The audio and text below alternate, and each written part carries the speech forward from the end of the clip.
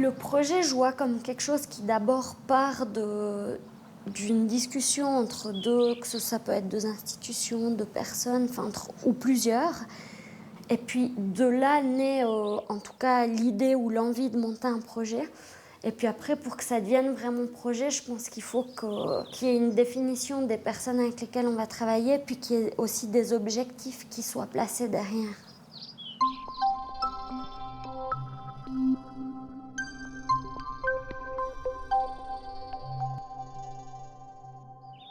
Alors ce projet, c'est projet d'atelier de visite guidée dans le cadre d'une exposition qui s'appelle Lune et Saturne. Chaque année, chaque 6 mois, quelqu'un du manoir, donc en l'occurrence maintenant c'est moi qui m'occupe de ça, va rencontrer une personne qui fait le lien entre le manoir et puis l'école. Cette personne, elle a pour titre, elle est coordinatrice ville-école. Et puis on regarde ensemble où l'école aimerait venir participer à une activité, quels sont les liens qu'on pourrait faire avec le programme scolaire, etc. Et puis donc là, il y a tout de suite eu une volonté de faire quelque chose dans le cadre de l'exposition Lune et Saturne. Parce que cette exposition-là, donc en premier lieu, c'est une exposition qui entretient un lien très étroit avec l'enfance. Donc c'était vraiment une exposition qui visait à explorer un peu le lien entre l'art et l'enfance, à présenter le travail d'artistes qui ont gardé un très fort lien justement avec cette part d'enfance. Donc la coordinatrice a tout de suite dit là ce serait vraiment intéressant qu'on fasse quelque chose. Et puis on a commencé par parler de visite guidée, donc c'est la forme que prend souvent la collaboration avec les écoles. Et là, elle a suggéré qu'on pourrait, en plus de ça, faire un travail un petit peu plus, donc que la visite reste, mais qu'il y ait aussi une suite qui soit donnée à la visite en faisant par exemple des ateliers à l'école. Donc les visites guidées se sont déroulées au manoir, c'est moi qui me suis chargée de préparer les visites et puis de les réaliser. Et puis les ateliers se sont passés à l'école, donc il y a 4 artistes de l'exposition qui sont allés en fait donner les ateliers à l'école primaire. L'approche de l'exposition par les enfants, ça a été quelque chose d'assez génial, parce que c'était une exposition vraiment très, très ludique et puis qui présentait plein de techniques de création qu'on n'a pas forcément l'habitude de voir, comme des artistes qui travaillaient avec des objets récupérés, qui les enroulaient de scotch, puis qui ont fabriqué en somme tout un univers de plein de personnages, de sortes d'animaux tout bizarres. Et c'était assez super de voir la manière, comment les enfants ont découvert tout ça. Parce que c'était vraiment avec un regard neuf, émerveillé. Je sais pas, c'était assez une expérience super par rapport à ça. Et puis aussi la rencontre après entre les artistes et les enfants. Alors l'artiste, en fait, il amenait les enfants à expérimenter la technique de création qu'eux présentaient dans l'exposition. Et dans ce sens-là, chacune des visites, si on savait que telle classe allait participer à l'atelier animé par tel artiste, on essayait quand même on présentait l'exposition de manière globale, mais on essayait quand même d'aiguiller un peu les choses déjà pour faire le lien avec l'artiste qu'ils allaient rencontrer. Donc pour le nombre, il y a eu une 12aine de classes qui ont participé aux ateliers. Et puis la participation aux visites était facultative en fait. C'était les profs qui, selon leur emploi du temps, pouvaient décider d'inscrire ou pas leur classe aux visites. Donc il y a moins de classes qui ont participé aux visites que celles qui ont participé aux ateliers.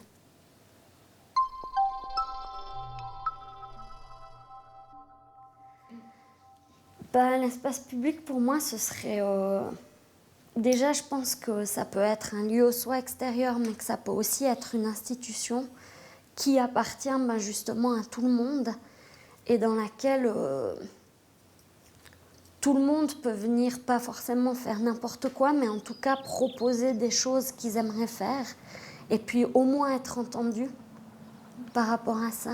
Si un autre projet comme ça était mis en place, moi je pense que ce serait peut-être intéressant qu'il y ait une suite, en tout cas dans le sens où par exemple que les travaux des élèves qui auraient été faits par les élèves soient peut-être exposés au manoir, soit dans le cadre de l'exposition en question ou peut-être même par la suite. C'est vrai que je pense que ça, ce serait quelque chose à améliorer aussi, de réfléchir à quelque chose d'un peu plus continu. Mais déjà, moi je crois qu'un projet, ça part d'une utopie, d'un rêve, de quelque chose qu'on désire faire, peut-être qui peut paraître un peu... qui n'existe pas en fait. Ça part de quelque chose qui n'existe pas, qu'on a on a envie de créer un changement, on a envie de créer un événement ou quelque chose, voilà, de partir de quelque chose qui n'existe pas, à partir d'une utopie, etc. La notion de projet, je la ferai évoluer un peu plus vers ce que j'appellerais l'entrepreneuriat. C'est-à-dire je crois qu'on se considère un peu comme des entrepreneurs. On entreprend des choses.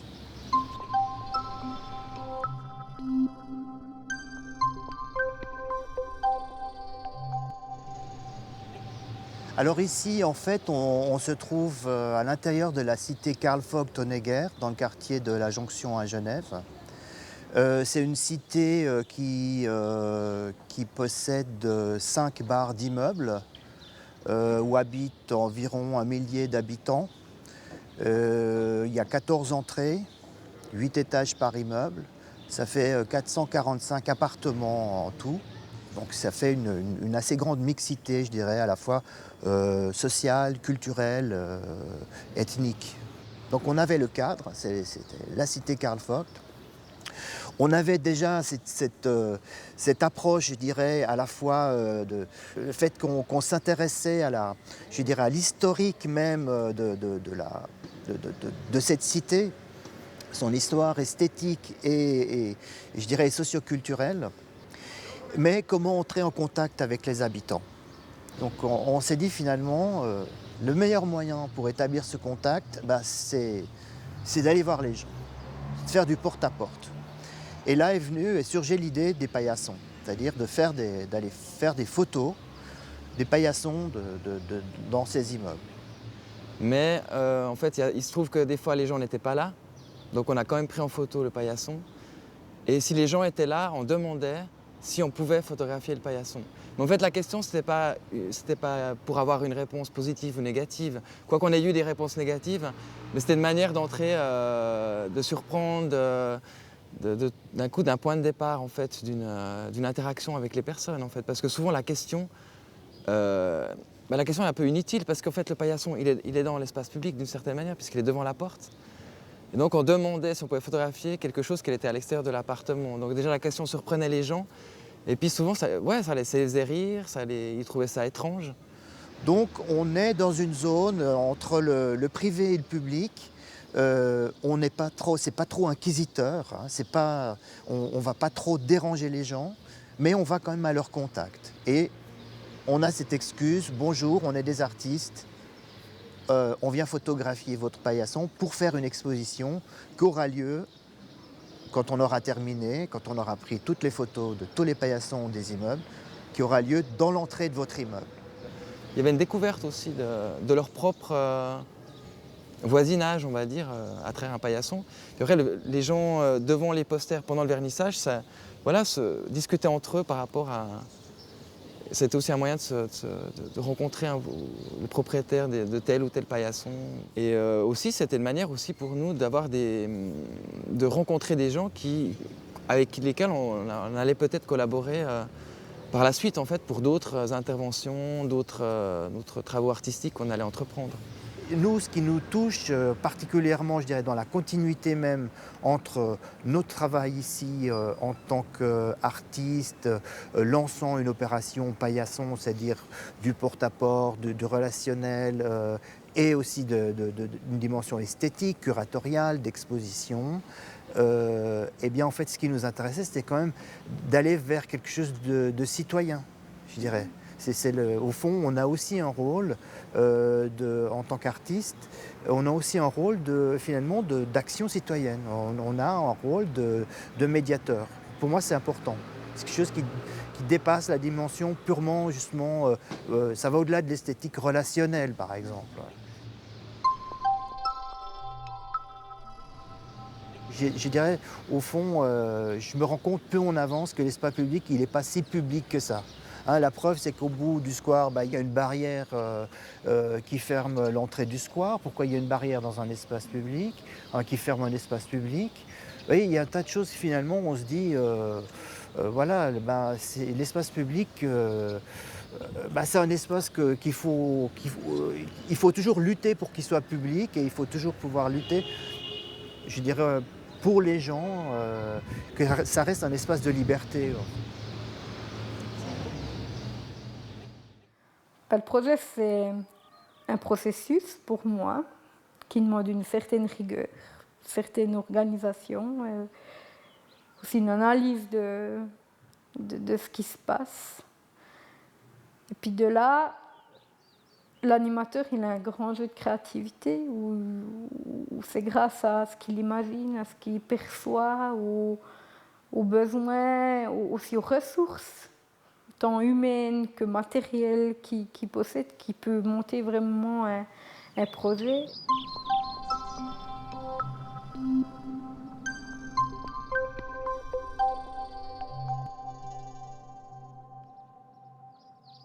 Alors c'est une action qu'on a faite dans le cadre de 72 heures, qui est un projet au niveau suisse. Donc sur 4 jours, plusieurs groupes de jeunes sont invités à lancer un projet de style utilitaire, d'utilité publique pour leur commune ou bien pour leur association et autres. Et puis nous, on a été contactés par la déléguée interjurassienne à la jeunesse dans le cadre qui lançait ce projet-là pour le réseau interjurassien. Il y avait une envie du centre de jeunesse de répondre à cette action 72 heures. Le problème, c'est qu'on ne savait pas qu'est-ce qu'on allait y faire. On a un peu testé les jeunes et puis tout. Puis il n'y avait pas vraiment de réponse. Puis en parallèle de ça, le service des bâtiments de la commune s'est approché de nous parce que le concierge de l'école de Chantemerle voulait décorer le mur de l'école et puis amener un peu de la vie dans ce lieu. Et puis suite à ça, on avait un apprenti ASE qui avait un bon contact avec un graffeur professionnel de Bienne, CIO en l'occurrence.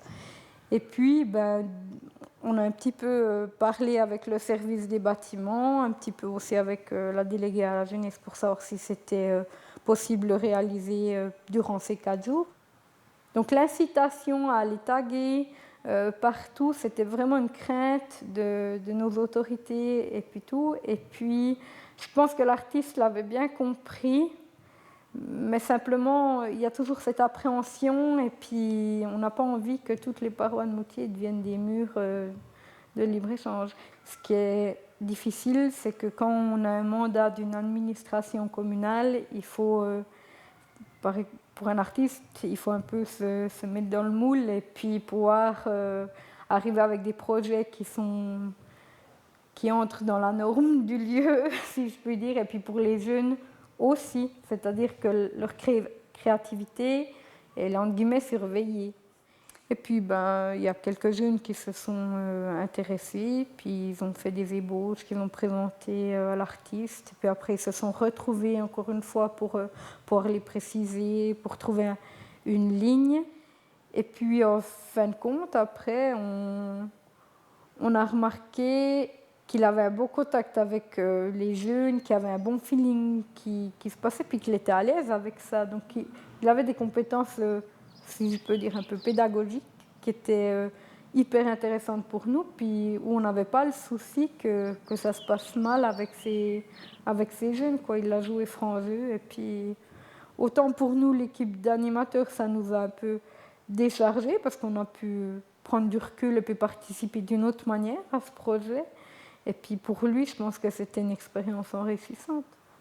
Moi, j'espère que ça se reconduit parce que les échanges entre les personnes, c'est par le dessin et puis par l'activité en elle-même qu'elles se sont faites. Et puis au résultat, chacun peut s'apprécier à sa juste valeur. On a gagné en crédibilité par la commune parce qu'on a pu répondre à une attente qu'ils avaient en leur offrant des prestations d'un professionnel, donc quelqu'un qui est compétent là-dedans. Et puis au niveau des jeunes, avec quelqu'un qui a un peu un mode de vie alternatif, mais qui arrive aussi à s'en sortir.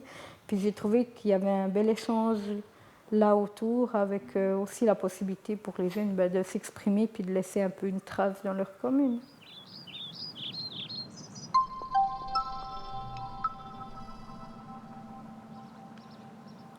En tant qu'animatrice, je pense que l'espace public, c'est notre principal champ d'action. Si on n'est pas attentif à ce qui se passe dedans, on ne peut pas prendre du recul et puis un peu analyser les besoins ou les problèmes émergents.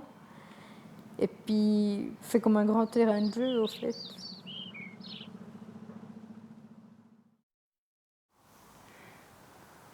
C'est un prétexte pour réfléchir ensemble, pour faire ensemble, pour acquérir des compétences et puis ouvrir un espace, quoi. Et que les personnes avec qui on travaille le comprennent et puis font de cet espace le leur, mais dans la suite. Parce que je pense qu'on n'a pas foncièrement besoin d'être toujours encadré avec des professionnels pour pouvoir faire les choses. Cet espace, il appartient à tout le monde. Et puis le projet, je trouve que c'est un prétexte.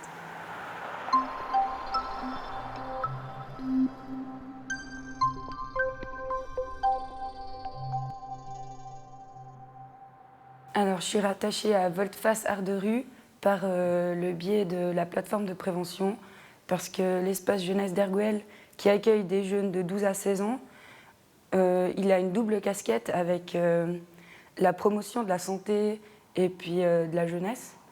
Du coup, la plateforme de prévention, elle a un thème annuel qui est décidé par le réseau d'à peu près une cinquantaine de personnes. Chacun amène en fait des discussions sur sa réalité du terrain et puis ensemble on trouve des thèmes positivants pour l'année en cours. Alors le but c'est de monter des projets d'animation socioculturelle mais en lien avec la prévention.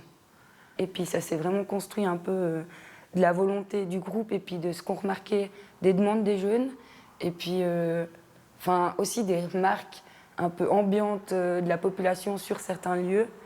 Et puis sur ce qui s'y passe. On intervient dans un sous-bois qui est un peu malmené, on va dire, avec une artiste et des classes du secondaire à l'école de Saint-Imier. C'est vrai que le sous-bois, maintenant, il sert un peu de toile de fond à de jeunes graffeurs comme ça. Mais il n'y a rien de vraiment construit derrière, quoi, à part je marque ma marque dans le territoire et puis... ce qui n'est pas mal en soi, mais enfin voilà. Mais l'idée de faire intervenir des classes, des jeunes, c'est vraiment que eux, ils auront participé à toute cette élaboration. Et du coup, je pense que sur la durée, ils seront contents de passer là-dessous. Il y aura quelque chose qui s'est passé, une histoire qui s'est créée, et puis ça va le maintenir un peu plus propre, etc., quoi. Après, c'est pas une science exacte non plus, quoi, mais... j'imagine que ça va le garder comme ça, quand même, quoi. C'est intéressant parce que ça intervient dehors. Et puis pas forcément avec le public qu'un artiste il aurait l'habitude de travailler. Parce que collaborer avec des jeunes et puis des professeurs, c'est quand même probablement différent que d'investir l'espace tout seul par son propre chef. Mais ce qui est important, c'est vraiment qu'on s'entende sur l'idée de base pour pouvoir collaborer. Parce que sinon, on part dans des trucs où juste je te paye pour un mandat, quoi. Et puis, quand je collabore avec des artistes sur des projets comme ça, j'aime bien qu'ils soient partie prenante des idées du projet et puis des objectifs. Et c'est vrai que quand je suis partie dans cette idée du sous-voix, je me suis assez vite dit que ce serait bien d'avoir une personne du milieu de l'art pour pouvoir chapeauter ça, pour que ça ait de la gueule, quoi. En même temps, les jeunes, en bénéficiant du savoir de Julie, ils acquièrent aussi certaines compétences, quoi, avec un regard quand même professionnel, posé, etc.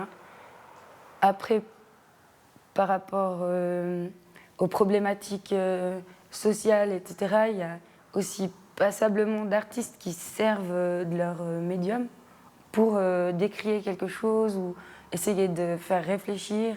Et puis, je trouve que c'est aussi des belles interventions d'animation, de regarder avec eux comment on peut amener la discussion autour de leur œuvre, en fait. Parce que l'art, il n'est pas fait pour dormir. En principe, il éveille chez nous tout un champ d'imaginaire et puis de choses comme ça sur lequel on peut se baser pour aller plus loin dans des discussions.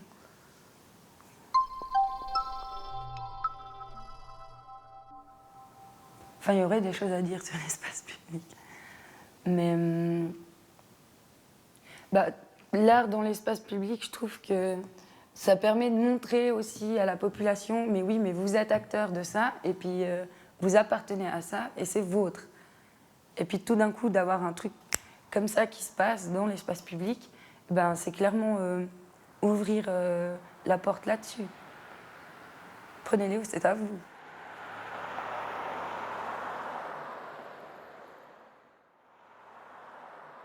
Pour moi, le projet, c'est quelque chose qui reste ouvert.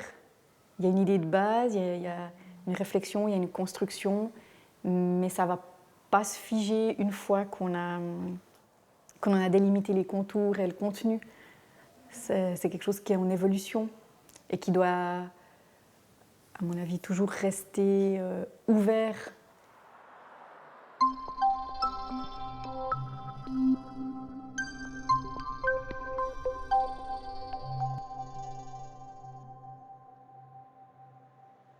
L'idée de départ, alors il y a déjà eu la notion de l'objet. Donc l'objet, on avait décidé de le déplacer de son contexte habituel, soit de sortir un tableau du musée pour aller dans l'autre institution qui était appartenance et d'aller en fait de faire le chemin inverse d'habitude. Le public qui va au musée, là, c'était de se dire le musée va aller à la rencontre du public. Et en l'occurrence, à la rencontre d'une population de migrants, donc des femmes migrantes. Donc on avait eu un peu cette idée de se dire, tiens, on va choisir des tableaux, alors justement en lien avec l'espace, l'habitat, des tableaux de femmes, de nus, et puis d'aborder un peu ces thématiques et de voir ce qui allait... il y avait aussi une marge de liberté, de voir ce qui allait ressortir.